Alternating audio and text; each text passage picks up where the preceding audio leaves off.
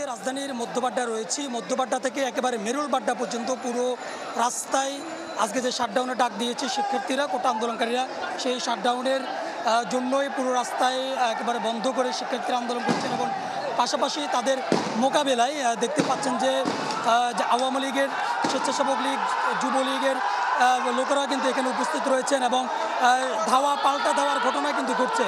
এবং দেখতে পাচ্ছেন যে পুলিশও এখানে রয়েছে, রাস্তায় তারা আগুন জ্বালিয়ে বিক্ষোভ করছেন এবং অপরদিকে আন্দোলনকারী যারা রয়েছেন তারাও উপস্থিত রয়েছেন।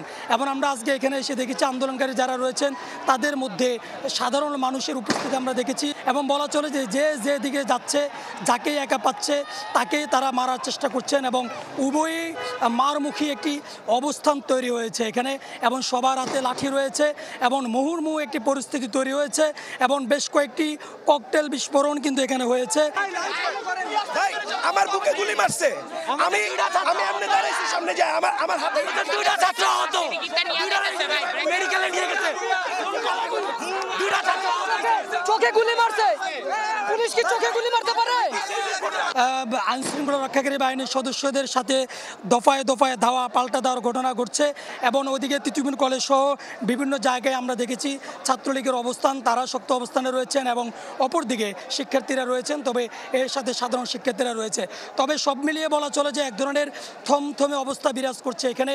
দফায় দফায় ধাওয়া পাল্টা দেওয়ার ঘটনা ঘটছে। কখনো আওয়ামী লীগ, যুবলীগ, স্বেচ্ছাসেবক লীগের যারা রয়েছেন তারা পিছু হটছেন ওদের ধাওয়ায়, আবার কখনো তাদেরকে ধাওয়া দিচ্ছেন, তারা পিছু হটছেন।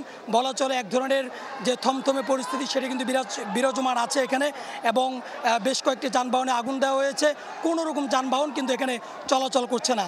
এ ছিল এখান থেকে সর্বশেষ। নগদের কাছে সব গ্রাহকই প্রিয়, তাই তো সারা দেশে ক্যাশ আউট চার্জ সবচেয়ে কম।